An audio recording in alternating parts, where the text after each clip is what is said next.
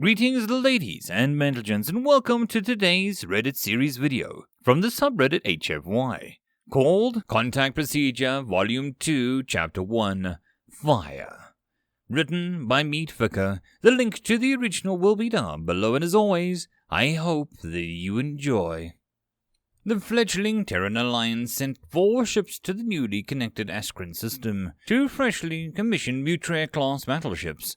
Their sharp radar-scattering lines and dozens of pod launchers lending them a predatory air, as served as guards. The sleek Tad's Pandora and a massive TMS trucker carried billions of dollars worth of uplift materials and supplies, and the utilitarian Tarv Lifeline brought its complement of doctors, engineers, and first responders along for the ride.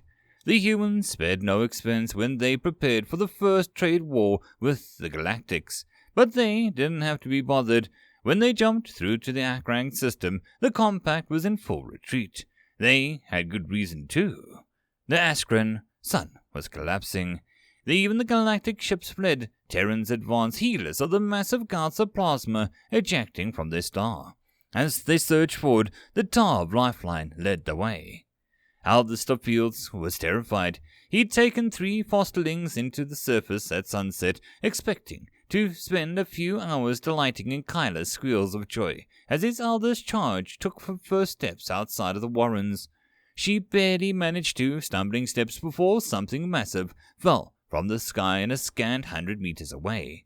After scooping up this frightened toddler and making sure that his 2 younger siblings were latched firmly onto his back, he crept away towards where they had landed. As an eldest, he had to investigate. What he'd seen had shocked him. His keen night vision had easily made out the enormous figure crouched over a metal capsule, pulling out strange tools and snapping them onto his suit. It was massive. Askren was a squat, burrowing mammal, their shovel-like faces dominated by 2 huge eyes and an elongated nose. The bipedal arms and legs were thick with muscles, their bones and dense. Their hands and feet were tipped with blunt claws well suited for tunneling through the dense rock of the dirt of Askra. Alongside the visitor from the sky, they looked downright fragile. The eldest of the field's comparison was cut short when the human turned to the hiding Askren and spoke in a clear and unaccented voice. "I am Corporal Slater of the Terran Alliance Auxiliary Vessel Lifeline. Your world's about to go up in flames." The next few hours had been chaotic. Aldous Fields had quickly ushered him below ground, where the human had pleaded with the local elders to heed his warning and evacuate. They hadn't listened. Even in their remote warren halfway around the planet from the capital, had heard tales of the semaphores and the dangerous and deceptive visitors from the sky. "But we're not like them," the human had pleaded. "We're different. Yet you both come from on high," the eldest of the warren had noted serenely. "You can draw only poison from the tainted well." The council had let him finish his case, and he had asked the eldest to escort him back to Droprod. And the walk back, the human soldier had tossed Askren a translator, disengaging his helmet and continue his argument. Kyla had watched him suspiciously from her hiding spot behind Aldous Fields' legs as he spoke. "We're not part of the compact. Those rat guys you've been bargaining with, they're backstabbing, spineless scum. They took one look at what your son was doing and scampered off. We are going to stay." Aldous Fields had twitched his long snout sympathetically. "How can we know that is true? Anything that you could show us could easily be part of some ruse." "It's not," the human had stated flatly. He stopped trying to argue after that, and they walked on in silence. The eldest of the field's 2 youngest charges had just begun to climb up into the human's body, earning a gruff laugh from the old soldier, when the planet died. A wave of superheated air surged down the tunnel, ripping the carefully cultivated lichens from the walls and tearing the wooden support structures. It bowled over Kyla and Aldous Fields, leaving them stunned on the ground. It barely touched the human. The emergency response technician had reacted to the gale with a preternatural speed. He'd plucked his 2 tiny passengers off his back and clutched them to his chest to hide them from the tempest. He crouched down to shield the 2 remaining Askra in the span of half a second. He stayed there while the heat was subsided. A small cannon deployed from his right shoulder and started to launch off fire suppressant at dozens of small blazes. The oxygen-rich atmosphere of Askren made any flame burn violently. Thousands of slow-burning glow mold and breath fungus clumps torn free from the gust gave it a fuel as an easy way to spread. Around them, the warren burned. The ERT pressed breath masks, fire-resistant cloaks, and small beacon onto Aldister Fields' hands. Remember that atrium we passed when we came back? Take your kids there. Help's gonna check there first. The Askren stared up at him. It didn't take an expert to see that the superheated air and dozens of debris striking had left the armor damaged. You're coming with us? Hell no. I'm needed, he said, hooking his thumb back towards where the tunnels were slowly catching alight, embers floating through the air like spalls as they passed the blaze between the support beams. Only the small fire suppression turret kept the fledgling blaze from enveloping their small group. It was the Askren who turned to plead, "You'll never make it out." The human shrugged and started into the inferno. Today's as good a day as any. Now, get those kids out. Aldister Fields wasted a few seconds staring at the human in disbelief. Then he forced his panic into his brain into action. The Askren started off down the tunnel, cowering beneath his cloak as the air above him burned. His two youngers whimpered softly into their masks as they clung to his back, and Kyla hurried along at his side, wrapped in a covering of her own.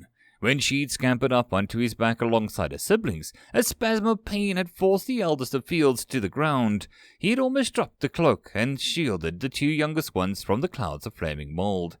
Even the breath masks couldn't hide the thick scent of ash that burned flesh and choked air.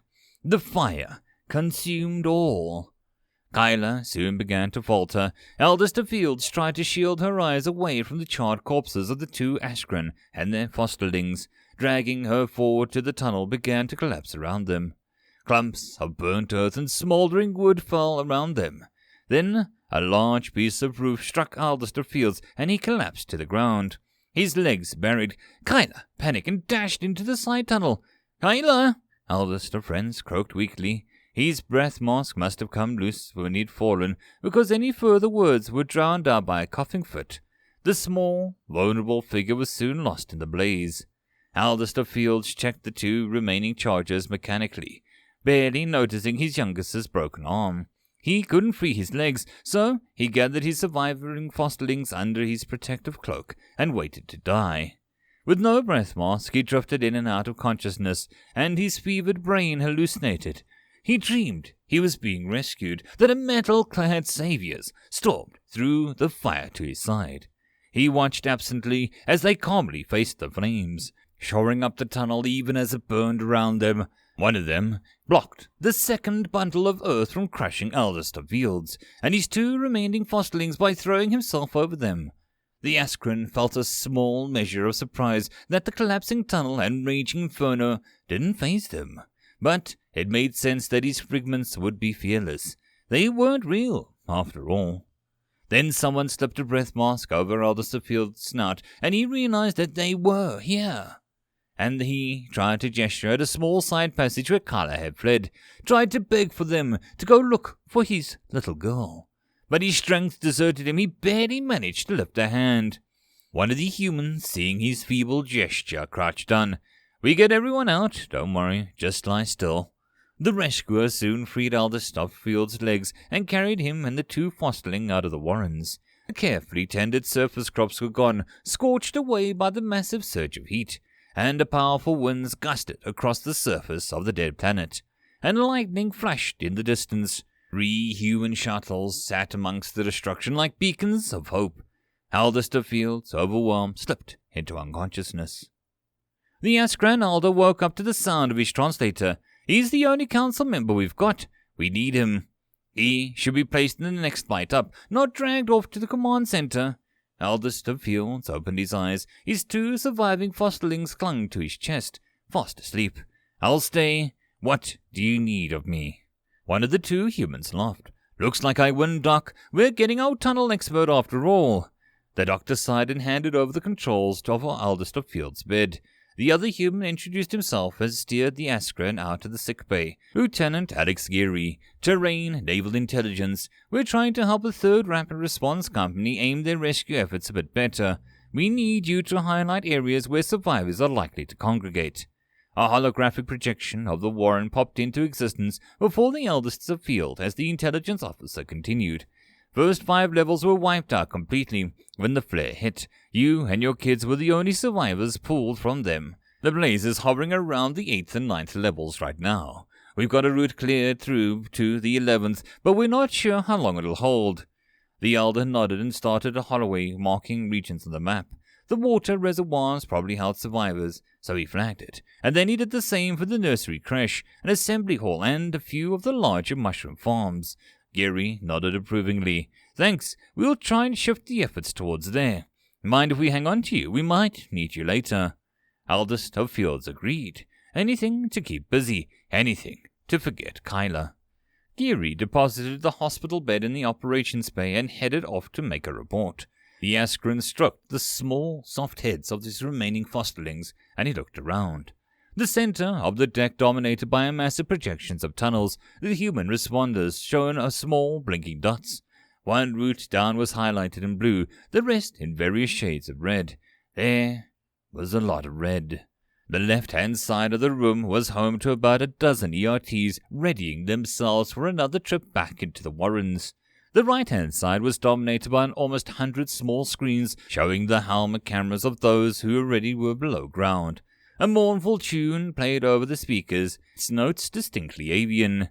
Eldest of Field soon lost himself in the screens, humans charging through the collapsing tunnels to drag stunned Askrans to safety. Humans digging buried Askrans free, even if the heat screens overloaded them and the skin blistered and burned.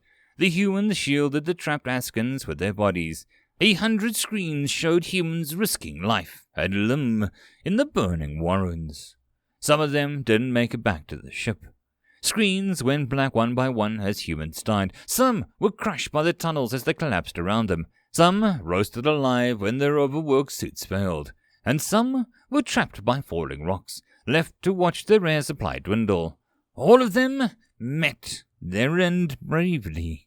An hour later, nearly a third of the screens were dark. Eldest of Fields was watching 2 rescuers break through into the water reservoir when a familiar voice spoke to his side. Glad you made it out, said Slater. It seemed like days since the corporal had tried to warn the council of what was coming. Where's the third little one? Eldest of Fields' voice felt thick. She didn't make it. Got separated. Slater's entire demeanor shifted. A brisk, professional alertness replaced his former wariness. Where'd you lose track of her? She ran off into one of the side passages near where I was found. I was pinned and couldn't follow. Doesn't matter though. Wait, what are you doing? The corporal had engaged his helmet and turned back towards the exit. He wasn't listening. A supply tech confronted him and spoke loud enough for Eldest of Fields to hear. Recharge cells are running on empty, and the sappers say that the whole warren's about to go. You are not going back out. I've got 35 minutes active. Gotta go get that anteater's little girl. Doctrine says that nobody goes in with less than 2 hours. Frick the rigs, the kid was my responsibility, and I am going back for her. Another further protest from the tech went unheard as Slater shoved past him. Eldest of Fields turned back to the screens to watch. Nobody stopped Slater as he marched back through the Warrens. When he reached the spot where Eldest had been rescued, he paused. The screens on the ship showed him access video of the recovery, and a brief moment later he headed off into the side tunnel. In the side passage, the burning mold had settled onto the ground and formed a thick carpet of coals. Slater marched through them, ignoring his suit's protections of heat alarms.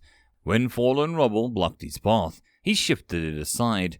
When the passage abruptly ended in a cave-in, he pulled a tool from his belt and plastered through it. When the ceiling rumbled and threatened to bury him, he pushed forward regardless. Slater's remaining power dropped below half, and the image of the screen paused for almost an imperceptible second. Then he kept moving forward. The corporal found Kyla with 11 minutes of power to spare. The tiny Askren was curled up in a ball under a cloak, still breathing through a mask. Slater had bundled her up, drew her to his chest, and started back through the tunnel. Back on the ship, Eldest of Fields felt himself start to hope. Then the suit's power gave out, and it fell to the ground. It cracked open, and Slater crawled out, grabbed a mask, and started running forwards with Kyla cradled in his arms. The ERT soon vanished from the helmet's cam's field of view. He hadn't wrapped himself in a fire cloak. There weren't any left. coxswain back to the shuttle, and Nechi spoke out, "Warren's starting to go. We're done here." Several armored men and women all about to head back into the tunnels turned to protest. The Nechi's angry shout cut them off. "The tunnels are collapsing. You don't do anything more but die." Aldister Fields clutched his two fosterlings to him and stared at the projection, horrified, as dozens of tunnels turned from red to black. 9 blinking dots were trapped in the lower levels, cut off from the human's only route into the depths crumbled. Only one dot raced ahead and rapidly advancing black. Its screen showed a human moving forward with somewhat hobbled sprint. Aldister Fields didn't watch the last survivor emerge from the tunnel, and he barely heard the cheer that went up as the figure limped into the bay. He never noticed that the one survivor was in fact 2, an armored figure supporting a battered human dressed only in a charred skin suit. The Askren didn't even see the unarmored human limp forward, dragging a broken leg behind him, and place his small, furry bundle at the foot of his bed. Aldister Fields was somewhere else. It surprised him then when Kyla let out a delighted squeal and dived into his arms, as the tiny Askren buried her face into the Guardian's fur. Aldister Fields jolted back to the present and tried desperately to thank the brave corporal. He couldn't. As the human sheared again, Aldister Fields wept with joy. Epilogue. Deep in the bunker on Earth, 7 members of the Terran High Council sat in silence. A report written and copied by hand to keep its contents secret lay before them. An elderly, white-haired human spoke. "So the compact did it after all." "Not directly," said the Nechi seated next to him. "A darn pirate crew, fitted, getting the bomb and the funds from the suspected Compact Front Corporation. We can't actually prove anything. And even if we could," added the young human woman, "I am not sure we want to. Fleet could use another few years to get the second wave of new ships out. Our offensive capabilities are going to be limited until then." "We still know damn well that they did it," grumbled the white-haired man. "Feels wrong not to strike back at them." "Oh, we will strike back," said the newest of the members of the council. "But we'll do it when we can win, when we know that we can crush them, and we'll make sure that they never see it coming." The gathered humans and the Nechi loudly voiced their assent. From his newly earned seat at the table, Aldister Fields curled his trunk with cold satisfaction. Askren would not be forgotten. Askren would be revenged. End of chapter. I hope that you enjoyed. If you'd like to support the channel or the author, all the stuff is down below. And as always, I hope that you guys have a good one, and I'll see you in the next story. Cheers.